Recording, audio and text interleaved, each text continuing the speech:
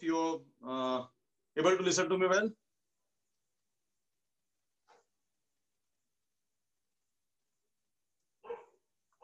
Are you getting me?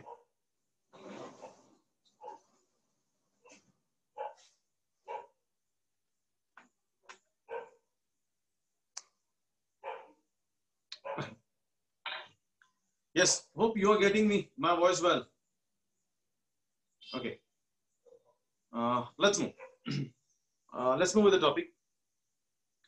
Yesterday, we were discussing the topic known as, you can say, density, or whatever the space is acquired in the unit cells. We have seen that whatever the solid we have made, that solid has, that solid has the particles. Every solid has a close packing arrangement of the particles. That is closest packing of the particles. We have seen that. So we have seen that first is a unit cell. Unit cell is a smallest geometrical structure which is present in each and every solid. And mathematician Bravis has given there are mainly 7 types of unit cells, and including the subtypes, we got 14 types of unit cells. Out of that, here in the chapter we are discussing cubic unit cell, isn't it? हम लोग cubic unit cell discuss कर रहे हैं. Now, cubic unit cell के अंदर हमने just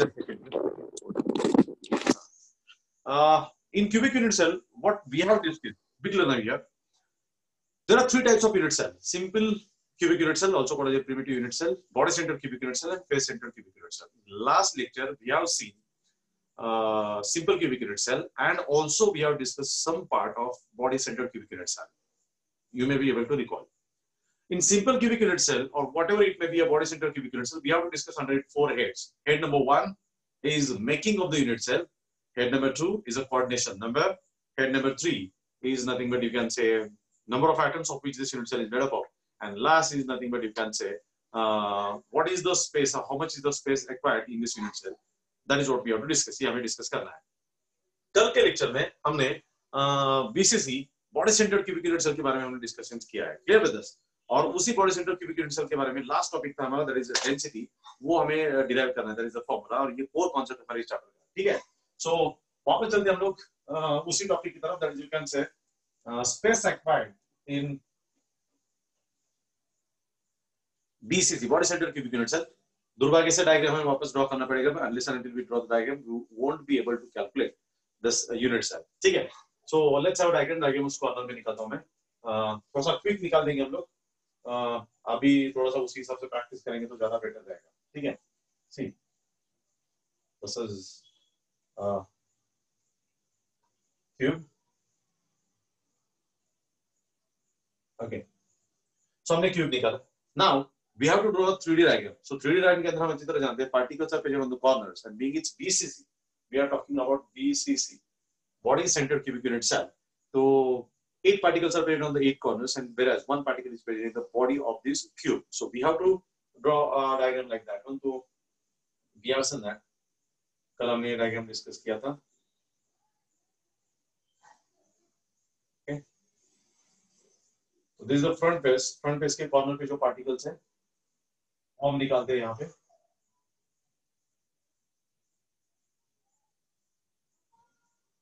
ठीक है, सो ये फ्रंट फेस पे जो पार्टिकल है वो यहाँ पे आ जाते हैं. नाउ नेक्स्ट, इस फेस के ऊपर डायग्राम देखते हैं कितने पार्टिकल्स हैं.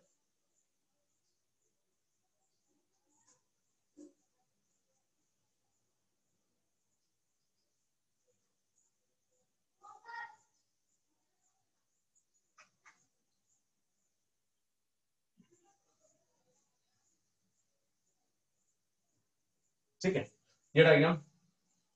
Now these are the particles which are present on the corners of this cube. Cube के कॉर्नर पे जो पार्टिकल है वो हमने यहाँ पे ड्रॉ किया.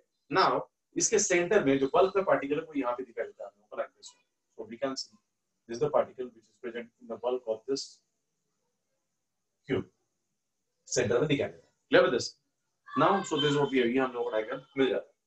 नाउ अभी देखिएगा, इस डायग्राम के अंदर हमें कैलकुलेट करना है कि how much space is acquired, because हम देखते हैं कॉर्नर पे पार्टिकल्स है, सेंटर में पार्टिकल, लेकिन बीच बीच में कहीं ना कहीं यहाँ पे स्पेस एम्प्टी है.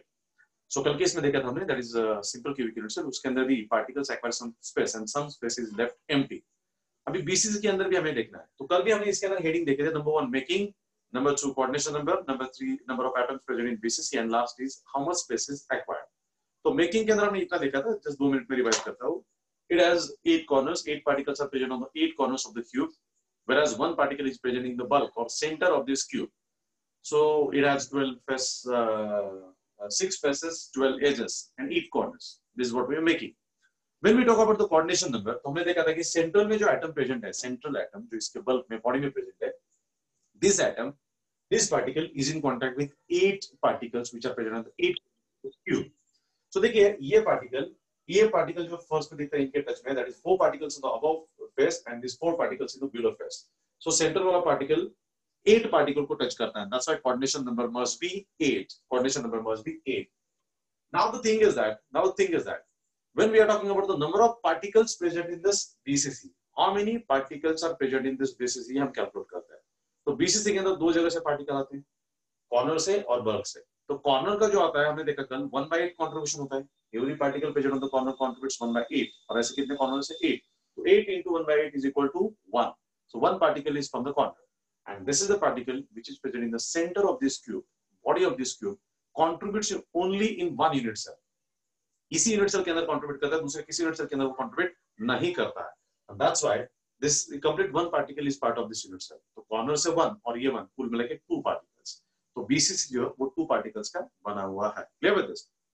Now अभी हमें डिस्कस करना है how much space is acquired and how much space is left empty. That is simply you can say in the format of density और packing efficiency हमें कैलकुलेट करना है.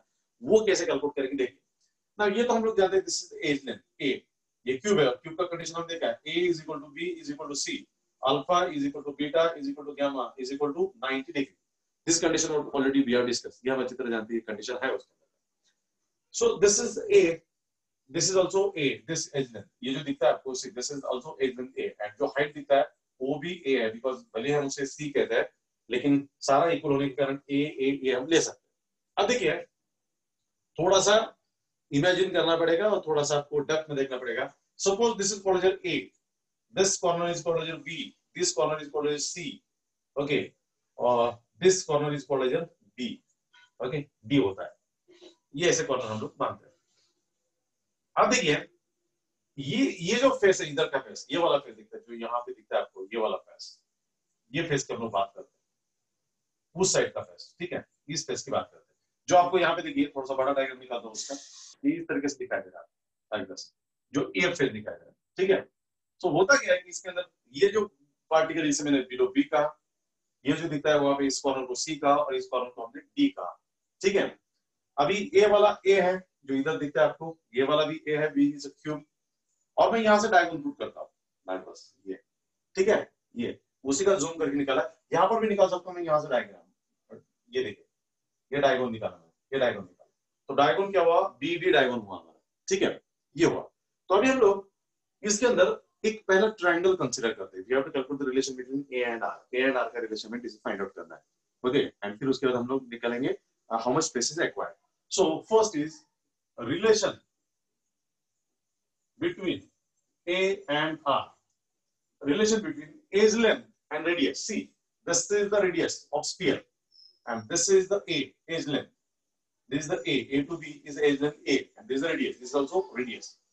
तो यहाँ पे एक स्पेस है, काफी एम्प्टी स्पेस है. तो ये कितना है हमें पता नहीं, इसलिए हम A और R का रिलेशन डायरेक्टली नहीं कैलकुलेट कर सकते. थोड़ा मैथमेटिकल फॉर्म यूज करेंगे. How to calculate relation between A and R. A is the edge length, R is the radius of the sphere. हमने क्या किया, ये वाला जो फेस दिखता है वो फेस कंसीडर किया BCD ऐसा, और यहाँ पे देखिए this is a right angle 90 degree है. तो यहाँ पे पॉइंट पे एक राइट एंगल मिलता है, मतलब जहाँ पे देखते हैं हम ये राइट एंगल, ठीक है. अब ये डायग्राम टिल्टेड है, तो ऐसा मत समझिए कि this is more than 90 degree, this angle is greater than 90 degree. It's 90 degree actually, ठीक है. जो यहाँ पे दिखता है देखिए ये और ये यहाँ पे 90 डिग्री, वैसा ही ये है, ये और ये बस निकाला इस तरफ से, आप अलग एंगल से देख रहे हो, that's why it's happening. So this is one. तो BCD ऐसा एक ट्रायंगल है जो राइट एंगल ट्रायंगल है, बिकॉज़ यहाँ पे एंगल जो 90 डिग्री का है. So consider a triangle, right triangle, that is you can से BCD ऐसा हम कंसीडर करें BCD, ठीक है. अब ये जो डायगोनल निकाला हमने, इस डायगोनल को हम लोग ABCD होगा, E नाम देते हैं. चलो E नाम देते हैं उसको. ये जो डायगोनल निकाला उसको हमने E नाम दिया, इस लाइन को. ये A है, ये A है, ठीक है. According to Pythagoras theorem, being it's a right angle triangle, तो ये क्या होगा, E square must be equal to BC square plus CD square. So what will happen here? So according to Pythagoras theorem, we'll have here BD square मतलब E square. BD square मतलब E square is equal to A square plus A square. A square. That means you can say twice A square. ये हम लोग को मिल जाएगा. So इसमें मिल जाता है. तो अगर हमें E निकालना है, so E is nothing but A square plus A square, two sides का square plus that वो मिलता है आपको twice A square. This is what we get here. तो हम लोग को E square इस हिसाब से मिल जाता है. Clear? तो पहला E हमने यहाँ पे निकाला जिसका वैल्यू twice A square हम लोग को आ जाता है. साइड A, साइड BD हमने निकाला जिसे हम E कहा है. So इसका वैल्यू हमने निकाला. Now अभी ट्रायंगल थोड़ा सा चेंज करते हैं वापस. ट्रायंगल चेंज करते हैं. ये B एंड यहाँ पे F लेते हैं. This is F. A B C D इसे E कहा था, इसे F कहते हैं हम लोग. तो this corner is A, this corner is B, this corner is F. ठीक है, ऐसा होता है. अभी यहाँ पे पीछे का कॉर्नर है हमारा D. ठीक है, तो यहाँ से सीधा D तक एक हम लोग डायगोनल पुट कर, सीधा D तक. अब देखिए यहाँ पे F पॉइंट फ्रंट में है, F पॉइंट फ्रंट पे और D पॉइंट बैक एंड में है. तो हम सीधा A से D पॉइंट ऐसा एक डायगोनल निकालते हैं. सो ये फ्रंट फेस है हमारा A B F और इधर जो पॉइंट होगा वो हमारा फ्रंट फेस है. फ्रंट फेस पे हम नहीं निकाल रहे. A फ्रंट फेस का लोअर कॉर्नर है और D बैक फेस का अपर कॉर्नर है. D बैक फेस का अपर कॉर्नर है. तो वहां से डायगोनल निकालते हैं हम लोग सीधा. तो यहां से डायगोनल इधर तक आएगा लाइक दिस. ये डायगोनल आएगा. ठीक है, इसे हम लोग G कहते हैं, जो भी हमने नाम दिया जिसको G नाम दिया. अब देखिए हमारा ट्रायंगल एक बनता है, नया ट्रायंगल बन गया A से लेकर B तक और B से ये डायगोनल जो हमने इसको E नाम दिया था, इधर देखिए E नाम दिया था. सो दिस इज E. सो ये A B D ऐसा ट्रायंगल बना. दिस इज ये ट्रायंगल बना. इसके अंदर का ये A साइड है, ये हमारा ऑलरेडी डायगोनल है जो इस प्लेन में आता है और ये एक डायगोनल जो इस ट्रायंगल को है और ये ट्रायंगल यहाँ पे 90 डिग्री है, राइट एंगल ट्रायंगल है, राइट एंगल ट्रायंगल. अब देखिए दोनों फेसेस, ये वाला फेस और ये वाला फेस दोनों एट 90 डिग्री है, दोनों एट 90 डिग्री. तो दोनों में कोई भी लाइन आप निकालो वो एक दूसरे को 90 डिग्री में होगा, because both faces are at 90 degree to each other. और दोनों 90 डिग्री में होने के कारण दोनों में कौन सा भी लाइन ड्रॉ करो उसके बीच में बॉन्ड एंगल 90 डिग्री का ही होगा, बिकॉज़ हम लाइन फेस पे निकालेंगे. Clear? So that's why this bond angle has to be at 90 degree. नया ट्रायंगल बनता है. Let's consider triangle ABD which is a right triangle. Triangle ABD ऐसा ट्रायंगल बनता है. ठीक है, ABD ऐसा ट्रायंगल हम लोग को बना. अब इस ट्रायंगल को भी हम लोग पाइथागोरस थ्योरम अप्लाई कर सकते हैं, because being it's a right angle triangle यहाँ पे है. तो this side AB is A, BD is E और AD is G ऐसा होता है. ये side, this is the diagonal of this triangle. ये डायगोनल है ट्रायंगल का. तो अकॉर्डिंग टू पाइथागोरस थ्योरम क्या होगा फिर होगा G square is equal to G square, ये जो डायगोनल है उसका square is equal to here A square plus E square. E square रहेगा, ये स्क्वायर रहेगा, E स्क्वायर जो हमने यहाँ पे निकाला. Clear with this? So this is the new triangle what we get according to Pythagoras theorem, right triangle G square is equal to A square plus E square. आपके book में notation अलग हो सकते हैं, हम नोटेशन अलग लेंगे. हम बेसिक पाइथागोरस का थ्योरम जानते हैं, the square of the diagonal is equal to summation मतलब sum of the two side squares of right angle triangle. So according to this G square is equal to A square plus E square, ये हम लोगों को मिल जाता है. ठीक है, अभी इस डायग्राम को मैं इरेज करता हूं. ये बस उसी फेस का हमारा एक्सटेंशन था. ठीक है, तो E स्क्वायर का वैल्यू तो हम जानते हैं. So suppose this is 1, this equation number 2. Can we put this equation 1 in 2? E square का वैल्यू यहां पे पुट कर सकते हैं, is equal to A square plus E square का वैल्यू है twice A square, which will become thrice A square. ये हम लोगों को वैल्यू मिल जाता है. Remember this? So we got this the value of G square is equal to thrice A square. अभी देखिए G स्क्वायर कौन है? G स्क्वायर ये है, G स्क्वायर ये हमारा. ठीक है, now we got this one, this G. अभी देखिए थोड़ा सा इसके अंदर इमेजिन कीजिए कि G होगा कितना, G कितना हो सकता है. अभी देखिए this is the R, this is the particle, this is the particle where R यहां से लेकर इधर तक आ रहा है. ये फ्रंट फेस का पार्टिकल है, लोअर कॉर्नर. ये जो पार्टिकल एग्जैक्टली उसके ऊपर थोड़ा सा पीछे है और ये पार्टिकल कंसीडर करना नहीं, बिकॉज़ ये फ्रंट फेस पे, हमें ये पार्टिकल कंसीडर करना है उसके जो बैक फेस पे. तो ये देखिए इसका ये रेडियस इस तरीके से चला जाता है, इस तरीके से रेडियस है. तो यहां से ये डिस्टेंस R है. ठीक है, जो इसे यहाँ पे टच करता है बैक में, और यहाँ से ये ट्वाइस R है, बिकॉज़ ये पूरा उसका डायमीटर है पूरे स्फीयर का, लाइक दैट। सो 2d है, तो 2r है, ये r है और ये कैन से r है, तो this g is nothing but you can say 4r। So this you can say g is equal to क्या आ रहा है आपका 4r। So g is equal to 4r, g is nothing but the 4r, so we can say putting this one, so what we get here 4r is equal to thrice a square, हम लोगों को मिल जाता है, thrice a square मिल जाता है। so अगर r is equal to निकाला, r is equal to thrice a square upon 4 हम लोगों को मिल जाता है, ठीक है। अगर हम लोग रूट लेते हैं, सॉरी यहाँ पे g स्क्वायर है ना, सॉरी g स्क्वायर, तो g का वैल्यू 4r है, तो यहाँ पे क्या होगा 4r स्क्वायर होगा, तो 4r स्क्वायर कितना होगा then 4r square 16r square is equal to 3a square. So r square is equal to 3a square upon 16. तो r is equal to अभी हमें रूट लेना है, r is equal to क्या होगा, यहाँ पे रूट ऑफ 3 आएगा, रूट ऑफ 3 a वैसे आएगा और 16 का आएगा 4. We got this one. So we got the relation r is equal to root 3a upon 4. This is the relation between this. या फिर उल्टा भी कर सकते हैं, a is equal to 4r upon root 3. This is the relation between a and r. a and जो हमने simple cubic unit cell के अंदर भी कैलकुलेट किया था, सिंपल क्यूबिक यूनिट सेल के अंदर भी कैलकुलेट किया था। सबसे पहले इंपॉर्टेंट बात है, we have to find out the relation between a and r। Simple cubic unit cell के अंदर ये दोनों एक दूसरे को टच कर रहे थे, तो r और a का रिलेशन सीधा ट्वाइस r था, a और r का भी रिलेशन था, a is equal to twice r। इसके अंदर फर्क क्या है, देखिए इसके अंदर फर्क ये है, that is r is equal to 4r upon root 3, a is equal to 4r upon root 3, फिर r is equal to root 3 upon 4 into a, इस टाइप का रिलेशन हम लोग को मिल जाता है। So this is the relation between age length and radius of that sphere, they got it। ये पहला स्टेप था।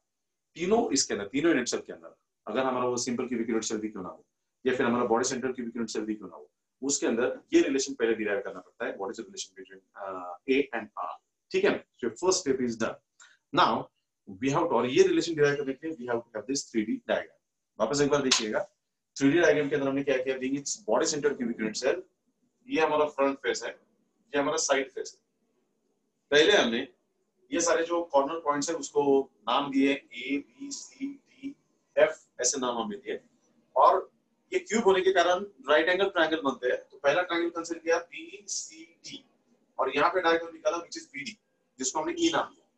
So according to Pythagoras theorem, being it is right angle over here, that is 90 degree, side square is equal to sum of side square of this right angle triangle, so a square plus a square, so e square is equal to a square मिल गया, तो we got the value of E। now हमने A से लेकर सीधा D point तक, D is a back face का corner है और A फ्रंट फेस का लोअर कॉर्नर है, ये एक डायगोनल पुट किया हमने, और ये भी एक राइट एंगल ट्रायंगल मिला ABD, एक राइट एंगल ट्रायंगल मिला। इससे e का वैल्यू पता था, यहाँ पे a है और हमने यहाँ का वैल्यू निकाला, इस वैल्यू को हमने निकाला, और ये वैल्यू हम लोग को मिल जाता है यहाँ पे, and then we have put the value and finally we got this relation between a and r। clear with this? So we got the relation between a and r, a is equal to 4r upon root 3, या फिर r is equal to root 3a upon 4, that is the relation between a and r। ये अभी याद रखिए कि हम लोग को मिल गया। clear? now we have to find out how much space is required and how much space is left empty, that is what we have to calculate। ठीक है, ठीक है, ऐसा रखा। और देखिए how much space is required, density, we have to calculate the density। okay, now let's move one। density का formula हम जानते हैं, density of this cubic unit cell is equal to mass of unit cell upon volume of unit cell। लेकिन कल ही हमने देखा कि इस तरीके से इसका डेंसिटी निकालने जाएंगे तो प्रॉब्लम आता है कि वी डोंट नो ये जो पार्टिकल्स है कौन से पार्टिकल, उनका मास हमें पता नहीं, उस तरीके से हम डेंसिटी नहीं निकालते, तो हम परसेंटेज में कैलकुलेट करते हैं, how much space is required and how much space is left empty, इस फॉर्मेट में हम उसे कैलकुलेट करते हैं। तो उसके लिए क्या करते हैं, देखिए हम लोग सबसे पहले देखते हैं कि ये जो पूरा यूनिट सेल है, इस यूनिट सेल का वॉल्यूम कितना है, volume of this unit cell, तो जनरल फॉर्मूला है ना, so volume of unit cell is equal to L cube, और L क्या है A, that becomes A cube, हम लोग को मिल जाता है।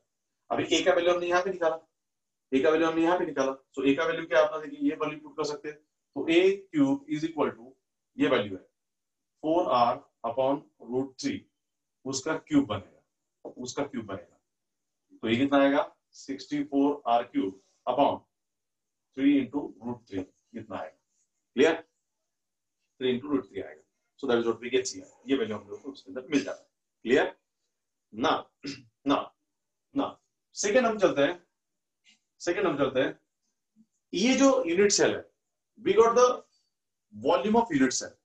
Volume of this cubic unit cell is 64 r cube upon 3 root 3 इतना हम लोग को मिल गया। नाउ ये यूनिट सेल कितने पार्टिकल का बना हुआ है? This unit cell is made of how many particles? हम अच्छी तरह जानते हैं 2 पार्टिकल्स, कॉर्नर से एक और बॉडी में एक। और वॉल्यूम ऑफ सिंगल स्फीयर हम जानते हैं। So general formula, volume of a sphere, किसी भी स्फीयर का वॉल्यूम क्या होता है? 4/3 pi r cube. 4/3 pi r cube, ये हमारा जनरल फॉर्मूला है। बट अभी यहाँ पे this unit cell is made of 2 particles. This unit cell is made up of 2 particles. That's why volume of 2 spheres. Volume of 2 spheres. This unit cell is made up of 2 spheres. ये corners के और इसके. And that's why volume of single sphere is given by 4/3 pi r cube. So volume of 2 spheres will be given by 2 से multiply होगा, इसे 2 से multiply होगा तो 8/3 pi r cube ये मिल रहा है हम लोग। This is the volume of 2 spheres. 2 से इसे multiply होगा, 2 से multiply करेंगे तो 2 into 4/3 पाई r स्क्वायर हो सकता है या फिर 8/3 पाई r क्यूब हो सकता है। r क्यूब इतना हमको मिल जाएगा। Got it? नाउ इस यूनिट सेल के अंदर एक्चुअल वॉल्यूम कितना है? इतना है। एक्चुअल वॉल्यूम इतना है, बट पार्टिकल ने कितना वॉल्यूम एक्वायर किया? 8 पाई r क्यूब अपॉन 3 इतना वॉल्यूम एक्वायर किया। Clear this? तो अभी how much space is acquired, how much space is left empty, ये हमें कैलकुलेट करना है। तो क्या करना पड़ेगा देखिए ना, what will do here. So यहाँ पे हम लोग क्रॉस मल्टीप्लिकेशन का फॉर्मूला यूज करेंगे जो कल भी किया था। Volume of this unit cell, volume of unit cell कितना है? 64 r cube upon 3 root 3 counts to be 100%. This counts to be 100%. So the volume acquired by these two particles 8 pi r cube upon 3 counts to be x%. वो कितना count कर रहे हैं हम लोग? x% ऐसा हम लोग काउंट कर रहे हैं। तो अभी देखिए उससे सॉल्व करते तो कितना? जस्ट क्रॉस मल्टीप्लाई करना है, क्रॉस मल्टीप्लाई। तो x is equal to x is multiplied by this multiplied by this one। तो ये क्या होगा? 8 pi r cube upon 3 into 100 upon 1 into ये वाला जो पार्ट है, ये वाला पार्ट, ये x के साथ है उस तरफ चला जाएगा तो it will become 3 root 3 upon 64 r cube ऐसा बनेगा। देखिए ये दोनों क्वांटिटी है, फर्स्ट क्वांटिटी है, सेकंड क्वांटिटी है, मतलब this is the volume of cube, this is the volume of cube. So volume of cube counts to be 100%। Cube का वॉल्यूम 100% है। Out of that some volume is acquired by the particle. तो particle का, दो particle का volume कितना होता है? 8 pi r cube upon 3 counts to be x%, x% है। तो बस क्रॉस मल्टीप्लाई करते हैं तो x is multiplied to this one and this is multiplied to this quantity. So finally we got this one, that is x is equal to 8 pi r cube upon 3 into 100 upon 1 into 3 root 3 upon 64 r cube। यहाँ पे r cube चला जाता है, ठीक है, ये 3 भी cancel हो जाएगा। अभी रूट 3 का वैल्यू जानते हो, पाई का वैल्यू जानते हो 3.14, ये सारे वैल्यूज पुट करो और ये कैलकुलेट करो तो it will come to x equal to 68%, इतना आएगा। 68% स्पेस एक्वायर्ड। कल के इसमें हमारा वैल्यू आया था 52%। सिंपल क्यूबिक यूनिट सेल के अंदर ये जो सिंपल क्यूबिक यूनिट सेल होता है इसके अंदर जो वैल्यू एक्वायर होता है दैट इज लाइक 52.4%, और when it is a BCC इसके अंदर वैल्यू होता है 68%। आप कैलकुलेट कीजिएगा, मतलब ये वैल्यू मैंने रखा है बट आप ये कैलकुलेट कीजिएगा, ये सारे वैल्यूज यहाँ पे दिए हैं। पाई का वैल्यू आप जानते हो 3.14 पुट करना है, और यहाँ पे रूट 3 का वैल्यू भी आप जानते हो वो यहाँ पे पुट करना है, एंड सारा कैलकुलेट करो, दैट विल कम अराउंड 68%। तो इसका मतलब ये है when any solid is made up by this body centered cubic unit cell, whenever any solid is made up by body centered cubic unit cell, then the space acquired by the particle is actually 68%. तो कितना percent अभी empty बचता है? Almost 32%। Almost 32% अभी भी space उसके अंदर बाकी जो एम्प्टी स्पेस होता है वही। अगर हम लोग सिंपल क्यूबिक यूनिट सेल की बात करते हैं तो उसके अंदर तो स्पेस एक्वायर इज 52.4%। रिमेनिंग जो स्पेस है ऑलमोस्ट 48%, 47.3 इतना स्पेस उसके अंदर एम्प्टी होता है। तो सिंपल क्यूबिक यूनिट सेल से अगर कोई सॉलिड बनता है तो उसके अंदर ऑलमोस्ट 50% स्पेस एम्प्टी होता है, और कोई भी सॉलिड इससे जब बनता है तो बीसीसी के अंदर उसके अंदर 68% स्पेस एक्वायर्ड होता है और रिमेनिंग 32% एम्प्टी होता है। तो आप देखिए सॉलिड जो बनते हैं, सॉलिड के अंदर डेंसिटी कितना रहेगा वो सब इन सारी चीजों के ऊपर डिपेंड करता है। ये सब इन चीजों के ऊपर डिपेंड करता है। Clear with this? So that is what we can say. ये हमारे पास जानते थे बीसीसी। एग्जाम में आपको क्वेश्चन आ सकता है। एग्जाम में क्वेश्चन आ सकता है डिफाइन और derive the relation between A and R for body centred cubic units. Derive the relation between A and R. A is the edge length, R is the radius of the sphere. इनके बीच का relation derive करो। हो सकता है BCC के लिए, हो सकता है एससीसी के लिए, ओके, हो सकता है एफसीसी के लिए। हमने दो डिराइव किए हैं, एससीसी एंड बीसीसी। हमारा एफसीसी अभी भी बाकी है। क्लियर? मैक्सिमम टाइम इसके ऊपर क्वेश्चन पूछे गए हैं। पिछले आप 10 साल की बोर्ड के पेपर निकाल के देखते हो तो 10 में से कम 7 से 8 बार ए और आर का रिलेशन पूछा गया है। तीनों सेल में से किसी का भी पूछा जाए, बट पूछा जाता जरूर है। तो इसीलिए कोई भी एक अच्छी तरह समझा तो दूसरा हमें समझने में थोड़ा सा आसानी होती है। Clear with us? So hope so you got it. That is you can से बीसीसी। तो हमारे दो यूनिट सेल्स हो गए। पहला था हमारा सिंपल क्यूबिक यूनिट सेल, दूसरा था हमारा body centred cubic unit cell. और दोनों सेल्स को हमने 4 हेड्स के अंदर डिस्कस किया। Number 1 making of unit cell, number 2 coordination number, number 3 you can say number of atoms present in this unit cell, and number last is nothing but you can say what is or how much space is acquired, how much space is left empty. Simple cubic के अंदर 52.4% है, इसके अंदर 68% acquired है, बाकी empty है। Clear?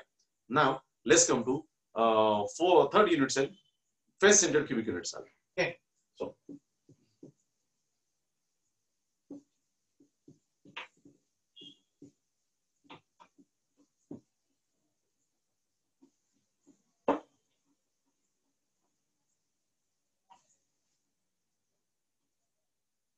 okay, so third one or last one, FCC, face centered cubic unit cell, face centered cubic unit cell। और इस सेल को भी वापस वही 4 हेड्स के अंदर हमें डिस्कस करना है। Making, coordination number, number of atoms and space acquired. ठीक है? So let's go to first, that is you can say making, number 2 coordination number, number 3 number of atoms present in this, and number 4 is nothing but density, density और space acquired, 4 heads। ठीक है ना? उसके लिए हमें diagram जरूरी है। so let's have the diagram here, face center cubic unit cell का।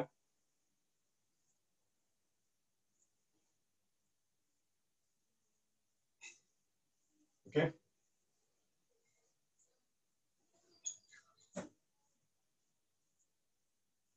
so this is the cubic unit cell। Condition वही रहेगा, a is equal to b is equal to c, alpha is equal to beta is equal to gamma is equal to 90 degree. 8 corners पे 8 particle आपको दिखाई देते हैं। ये diagram मैंने पहले भी ड्रॉ किया था। Okay, being it has 8 corners, 8 particles are present on the 8 corners of the cube, number 1। number 2, नाम क्या बता रहा है? face centered cubic unit cell। it has 6 faces and 6 particles are present on 6 face of this cube। इस cube के हर face पे आपको एक पार्टिकल मिलता है। सो अब देखिए, ये पहला फेस बात करते हैं, दैट इज राइट वर्ड की। तो ये स्पेस के सेंटर में एक पार्टिकल दिखाई देता है आपको, स्फीयर। लेफ्ट वर्ड में उसके सेंटर में एक पार्टिकल दिखाई देता है। ओके, 2 हो गए। फिर टॉप एंड बॉटम, टॉप के सेंटर में एक पार्टिकल और बॉटम के सेंटर में एक पार्टिकल, लाइक दिस। ये हम लोगों को मिलता है। Clear with this? अभी 2 ही बचे। देखिए, this cube has a 6 face, left, yes right, left, top and bottom. अभी 2 बचे, front and back. Front and back last इसलिए बिकॉज वो फेस कंसीडर कीजिएगा, this is a front face, so इसका सेंटर यहाँ पे आएगा, और this is a back face, इसका सेंटर समवेयर यहाँ पे आएगा। ठीक है? अभी जितना प्रॉपरली इमेजिन करेंगे उतना प्रॉपरली आपको फेस के ऊपर वो पार्टिकल दिखाई देगा। जितना प्रॉपरली इमेजिन नहीं करेंगे उतना वो पार्टिकल आपको नहीं दिखाई देगा। Clear with this? So that is what we can say. So this is a face centred cubic unit cell, उसका डायग्राम। अभी पहला पॉइंट, मेकिंग के अंदर वापस वही पॉइंट आएंगे जितने हम लिखते हैं। सबसे पहला, being this cube has the condition। क्या कंडीशन है हम लोग अच्छी तरह जानते हैं। a is equal to b is equal to c, alpha is equal to beta is equal to gamma is equal to 90 degree। so this is what we can say। ये हम लोग उसके अंदर मिल जाता है। क्लियर ना? दूसरा पॉइंट आता है, it has 8 corners and 8 particles are present on the 8 corners of this cube। point number next, particles are present on the face, each face of this cube। so how many faces this cube has? this cube has 6 faces, so 6 particles are present on the 6 faces of this cube। it's a very important thing। सबके अंदर अलग अलग आता है। एक point, पहला point common था सबके अंदर, 8 corners 8 particles, but simple cubic के अंदर उतना ही था। बीसीसी के अंदर एक पार्टिकल सेंटर में प्रेजेंट है, और एफसीसी के अंदर हर फेस पे एक पार्टिकल प्रेजेंट है, हर फेस पे एक पार्टिकल प्रेजेंट है। तो यहाँ पे हर फेस को आपके एक पार्टिकल दिखाई देता है। Okay, so one particle is present on each face of this cube and that's why it is called a face centered cubic unit cell. That's all for the making. Now we have to discuss coordination number, or we have to discuss number of atoms present in this unit cell. But when we have to have discuss this one, ये तीनों point discuss करने तो उसके लिए हमें 3D diagram की जरूरत है फेस सेंटर। ठीक है, तो फेस सेंटर का 3D डायग्राम ड्रॉ करते हैं और फिर ये तीनों पॉइंट उसके बारे में डिस्कस करते हैं। पहले दो समझे तो बहुत इजी जाएगा। Play with this. So let's move to 3D diagram.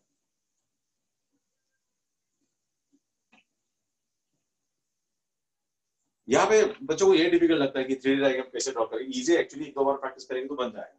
ठीक है, ये तो डायग्राम काफी मस्त है।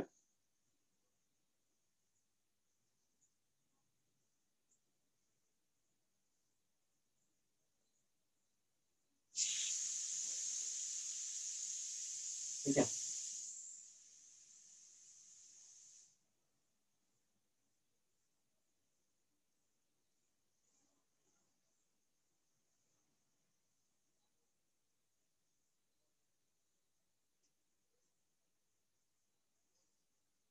So this what we can say simple cube हमारा हो गया। नाउ इस क्यूब के अंदर कॉर्नर पे तो पार्टिकल है ही है, लेकिन फेस पे भी पार्टिकल प्रेजेंट होता है, हर फेस पे पार्टिकल प्रेजेंट होता है। दस वो बहुत अच्छी तरह ड्रॉ करना पड़ेगा हम लोग डायग्राम। तो पहले हम लोग ऐसे करते हैं, इसका जो ये जो फ्रंट फेस है, ये देखिए ये हमारा फ्रंट फेस है। पहले फेस कंसीडर कीजिएगा, दिस आर फ्रंट फेस, और इस फ्रंट फेस के अंदर हम लोग पार्टिकल ड्रॉ कर रहे हैं। तो सबसे पहले सेंटर में फेस पे जो पार्टिकल दिखाई देता है उस पार्टिकल को हम लोग ड्रॉ करते हैं।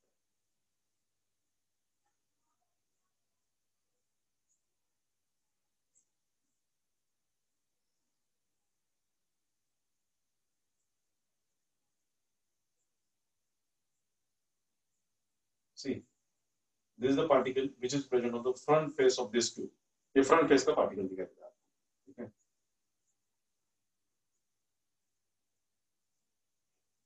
ये फ्रंट फेस का पार्टिकल हो गया, फ्रंट फेस पे पार्टिकल हो गया। नाउ ये कॉर्नर का पार्टिकल इस तरीके से रहेगा, जस्ट टच होगा यहाँ पे, इस तरीके से होगा। इस कॉर्नर का पार्टिकल इस तरीके से टच करेगा, ये कॉर्नर का पार्टिकल इस तरीके से टच करेगा, और इस कॉर्नर का पार्टिकल इस तरीके से टच करेगा, लाइक दिस। ये बना। ठीक है, सेम इसी तरीके से यहाँ पे होगा, इस फेस में।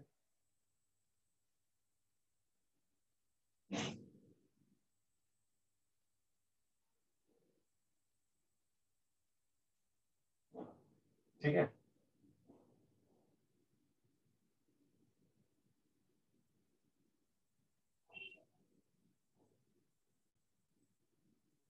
Like this. क्लियर? अब देखिए, जिस तरीके से फ्रंट फेस पे पार्टिकल दिखाई देता है, उसी तरीके से इस फेस में भी पार्टिकल दिखाई देता है। इस फेस का पार्टिकल अगर देखते हैं हम लोग तो लाइक इस तरीके से देखिए,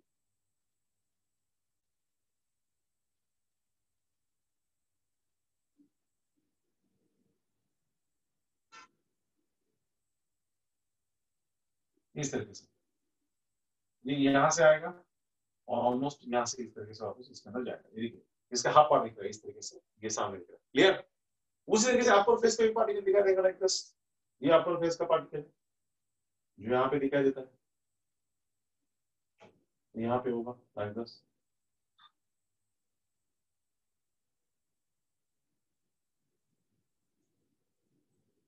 इस तरीके से आएगा। अब देखिएगा, दिस व्हाट कैन से। तो यहाँ पे आपको इस क्यूब के तीन फेस क्लियरली दिखाई दे रहे हैं, थोड़ा सा इमेजिनेशन भी करना पड़ेगा। दिस यू कैन से फ्रंट फेस, फ्रंट फेस पे ये पार्टिकल दिखता है। This is the rightward face, इस पे ये पार्टिकल दिखता है जो सेंटर में है।